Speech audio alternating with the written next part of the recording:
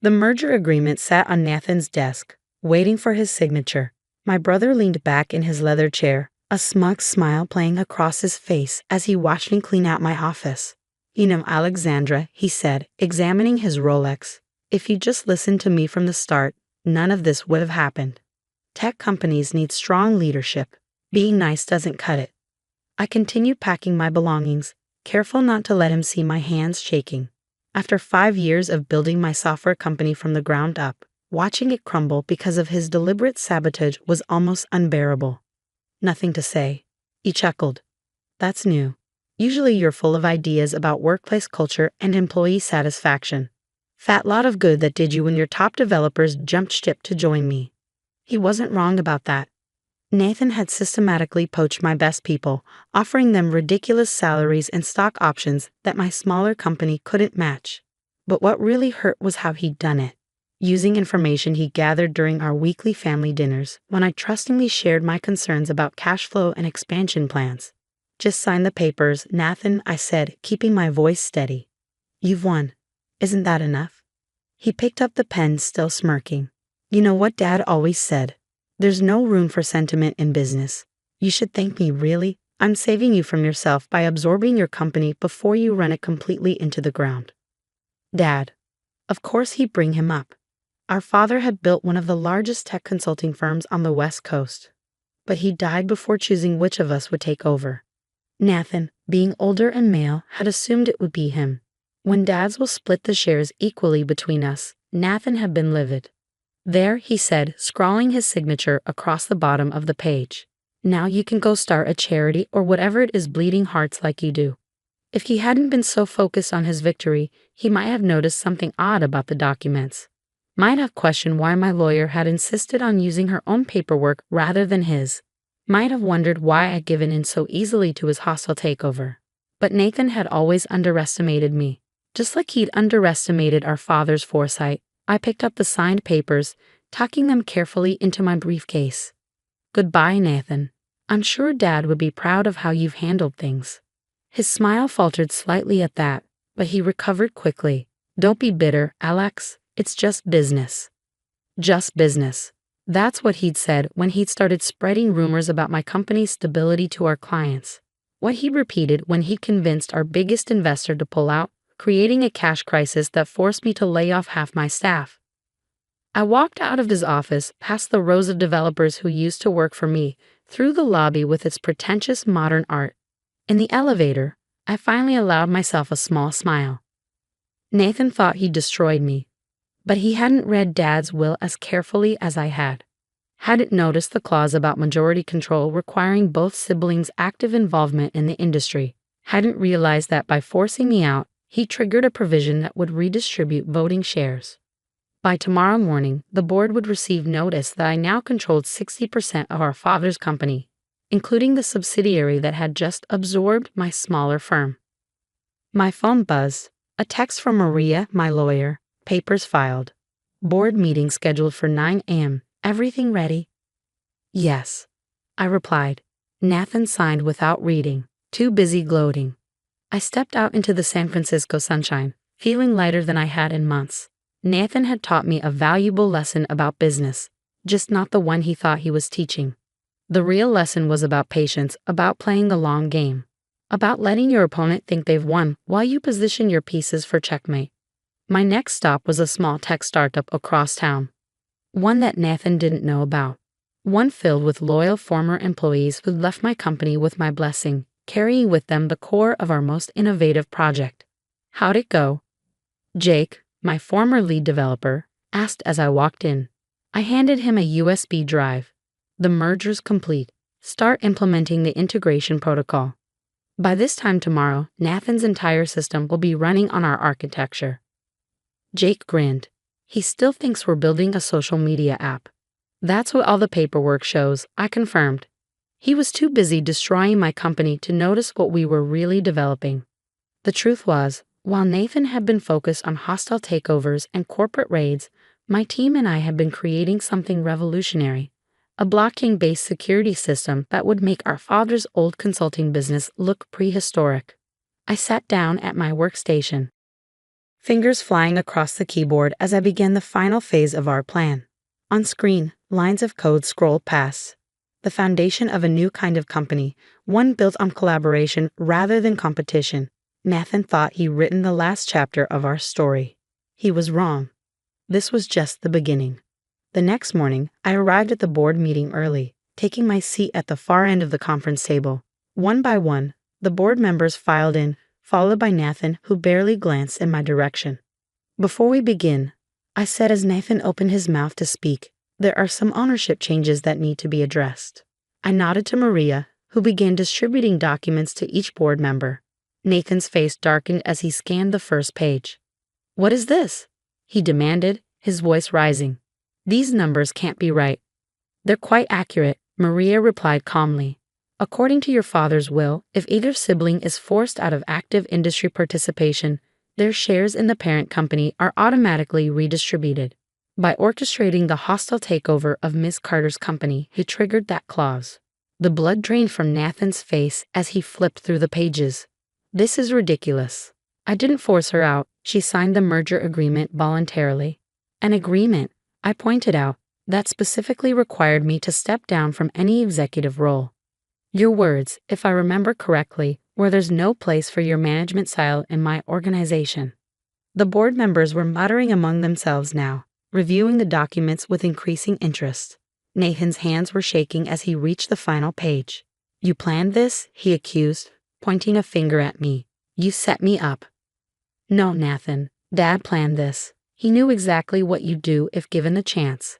The clause was his way of protecting the company from exactly this kind of predatory behavior. I stood up, walking to the head of the table, his spot. "And now, as majority shareholder, I'm calling for an immediate vote on new executive leadership." The next hour was chaos. Nathan raged, threatened legal action, even tried to claim I was mentally unfit to lead. An argument that fell flat when Maria produced records of my company's innovation patents and successful projects before his interference.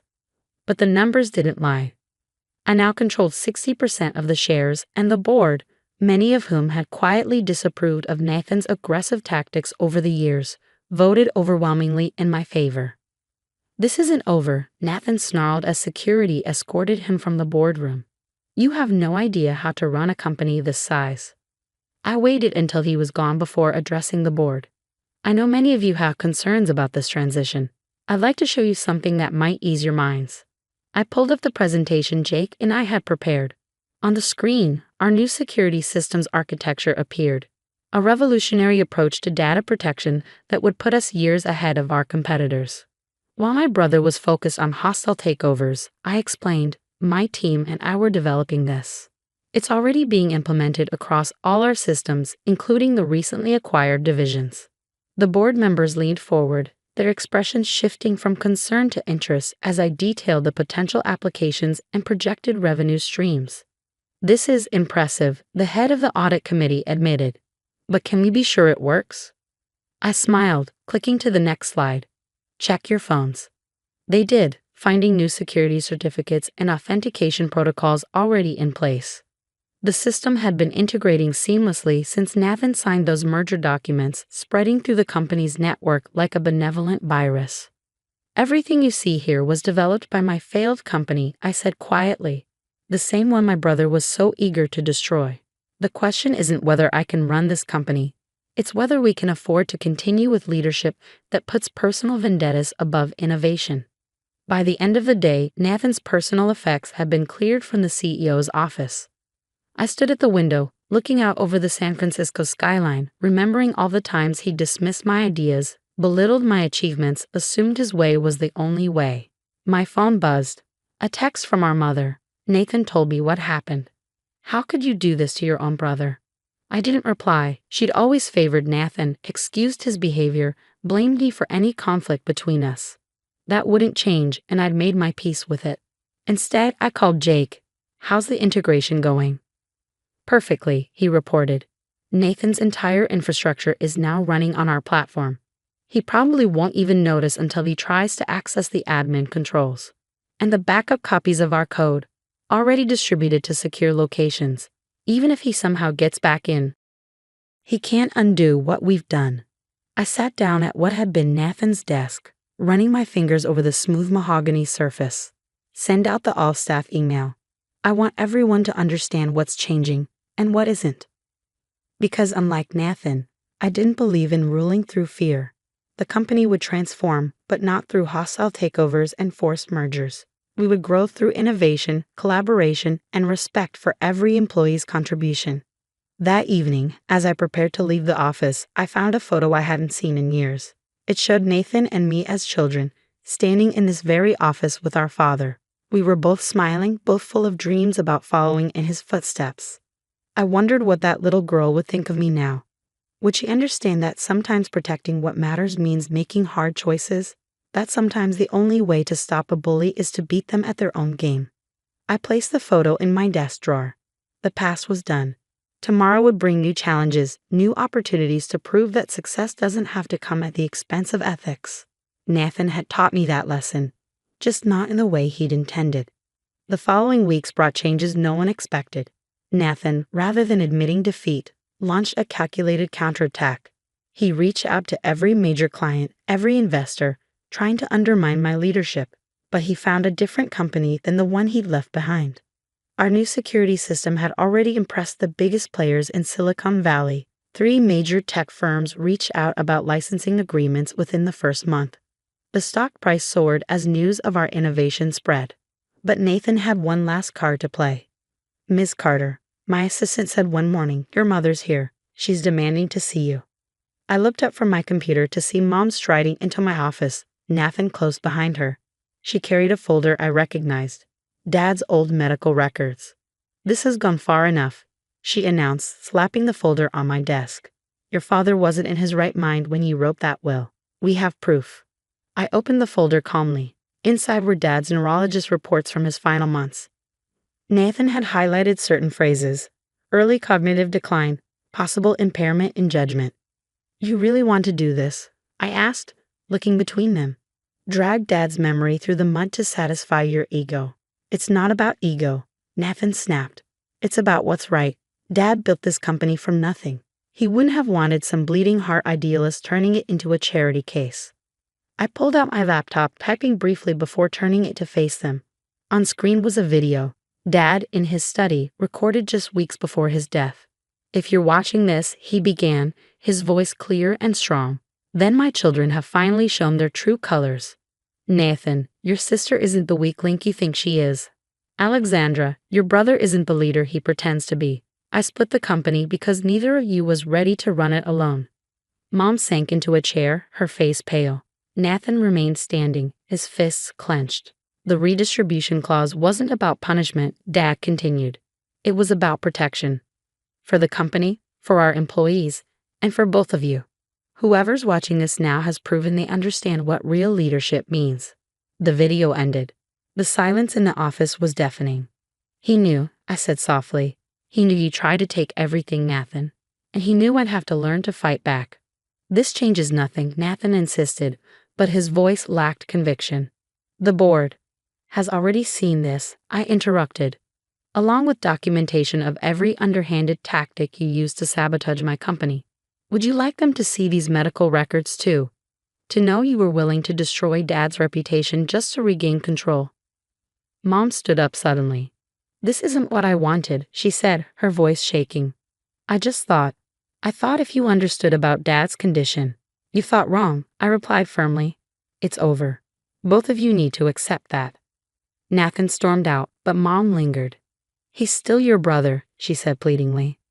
"Yes, he is. And when he's ready to accept that we're equals, maybe we can rebuild something. But not until then."